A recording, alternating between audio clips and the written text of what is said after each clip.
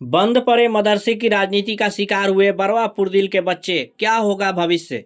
जी हां, सरकार द्वारा सब पढ़े सब बढ़े हेतु सर्व शिक्षा अभियान जनपद सहित पूरे प्रदेश में चलाया जा रहा है। आपको बता दें, कुछ विद्यालय ऐसे भी हैं जो गरीबों तक शिक्षा को सुनिश्चित करने हेतु सहायक बनकर सरकार के सर्व शिक्षा अभियान को सरकार के मंशारूप मजबूत कर रहे हैं। लेकिन इन्हीं में से कुछ ऐसे विद्यालय हैं जो राजनीतिक द्वेष का शिकार होकर बंद हो गए हैं।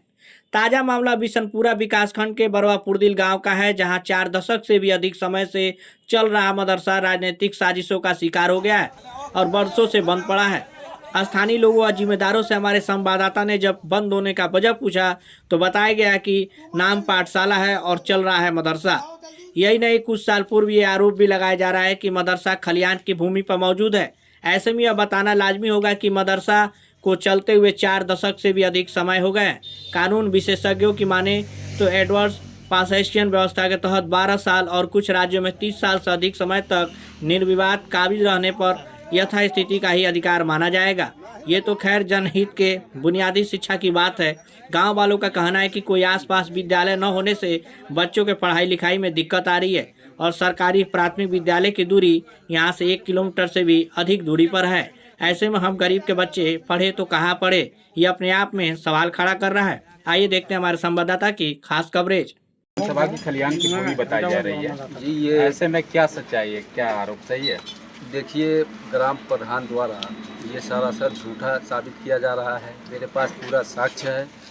जो अगर ये साबित किया जा रहा है तो सबसे पहले मैं अपने प्रधान को ये कहना चाहता हूँ कि सबसे पहले उनको नापी करवाना चाहिए था। अगर अवैध में है तो कैसे उनको पता चला कि ये अवैध है कि वैध है? आज से 10 साल ये समझ लीजिए कि उनका कार्यकाल ये 10वां साल चल रहा है। आज तक क्या उनको पता ये नहीं चला कि ये मदरसा आज से 50 साल पहले से यह स्थापित है? आज उनको पता चला कि ये खलियान में है।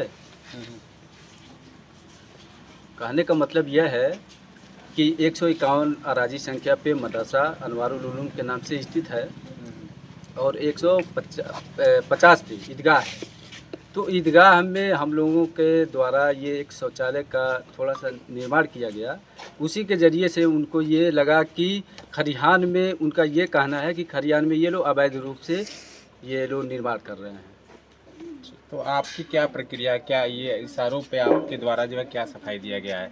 अब तो ये हम ये कहना चाहते हैं कि हमारे पास मदरसे का ये जो भी है रिकॉर्ड हमारे पास है और कमिश्नर साहब के वहाँ मेरा ये मुकदमा भी चल रहा है। कितने डिसमिल जमीन पे विवाद है? अब उनका आरोप यह है कि 6 डिसमिल पे हम लोगों ने अवैध कब्जा करके मदरसा कायम किया है। लेकिन अगर मैं ये चाहूँगा कि नापी हो जाए तो बेहतर है कि 6 डिसमिल में है कि नहीं है। सच्चाई तो तब पता चलेगी ना। लेकिन क्या प्रधान जी सपने में देख लिए कि मदरसा जो है कि अवैध रूप से खरियान की ज़मीन में है? इसके पहले कि नहीं लेखपाल के द्वारा नापी की गई है? नहीं, कोई तो आज तक हमारे कार्यकाल में नापा नहीं है। इससे पहले कमेटी दूसरी थी। मैं 2022 से मैं हूँ और ये मदरसा गांव के सभी लोगों ने मिलजुल करके चलाते हैं।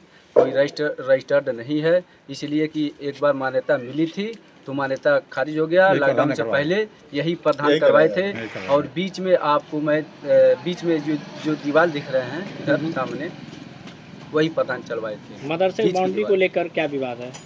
मदरसे में बाउंड्री को लेकर के कोई विवाद नहीं है। विवाद तो वो खुद फैला रहे हैं। विवाद तो कुछ नहीं है सर। विवाद यही है कि एक शौचालय का निर्माण हम लोग कर रहे हैं। उनको तो ये खुशी होनी चाहिए कि मेरे द्वारा अगर शौचालय नहीं दिया गया तो गांव के लोगों ने अगर शौचालय का निर्माण अगर कर रहे हैं चंदे के तहत, तो कम से कम उनका भी हिस्सा होना चाहिए कि 200-500 रुपये मैं उसमें सहयोग करूँ। कमिश्नरी द्वारा जो है क्या आदेश प्राप्त हुआ आप लोगों को? पीछे कमिश्नर में हम लोगों का यही है कि प्राइमरी के आगे जो है पाठशाला हो गया था। तो उसी के तहत हम लोग मुकदमा लड़ रहे थे कि पाठशाला हट जाए। तो कमिश्नर साहब ने उसको हटा करके और उप जिलाधिकारी न्यायालय बरौना को पुनः भेज दिया है। अभी आप लोग क्या चाहते हैं? अभी हम लोग बस यही चाहते हैं कि हम लोग का मदरसा जिस तरीके से है चलता रहे और उसमें कोई बाधित न हो। क्या नाम है आपका? नाम बता। कमेटी में एक मैं सनवर अली हूँ, जमीर साहब हैं और रियाजुद्दीन है, बशीर शेख हैं, जलालुद्दीन हैं।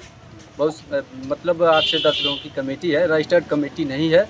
गांव के लोगों ने मिलजुल करके ये आपस में कमेटी एक बनाई है, चुनी है, और ये कमेटी कभी भी भंग हो सकती है।